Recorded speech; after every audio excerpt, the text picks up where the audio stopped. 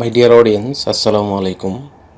উসমান সাল medical services YouTube চ্যানেলের পক্ষ থেকে আপনাদেরকে জানাই স্বাগতম। আশা করি আল্লাহর রহমতে আপনারা সবাই ভালো আছেন।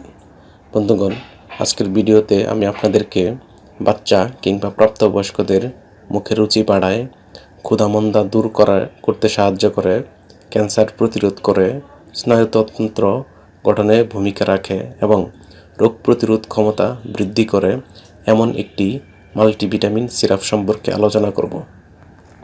পাশাপাশি সিরাপটির দাম, গ্রুপ বা জেনেরিক নাম, প্রস্তুতকারক কোম্পানির নাম, খাওয়ার নিয়ম এবং এর সাইড এফেক্টস বা পার্শ্ব প্রতিক্রিয়া সম্পর্কে কিছু তথ্য জানার চেষ্টা করব।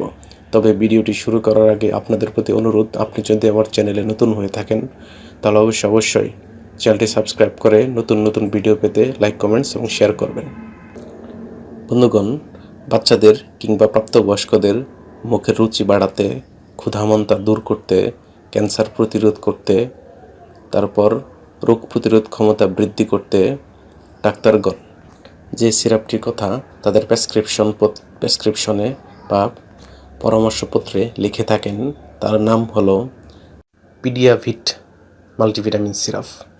এটির গ্রুপ বা জেনেরিক নাম হলো multivitamin and cod liver oil এবং এটির উৎপাদনকারী প্রতিষ্ঠানের নাম হচ্ছে Unimed Health Pharmaceuticals Limited. Pediavit syrup, যেটি 100 ml বোতল, সেটির দাম মাত্র 80 টাকা। এই সিরাপটি এমন একটি সিরাপ যেটিতে রয়েছে 8টি ভিটামিন এবং কড লিভার অয়েল। এটি খাওয়ার নিয়ম হচ্ছে 1 মাস থেকে 12 মাস বয়সী শিশুদের ক্ষেত্রে প্রতিদিন দিনে একবার 2.5 মিলি করে বা হাফ চা চামচ করে খাওয়াতে পারবেন।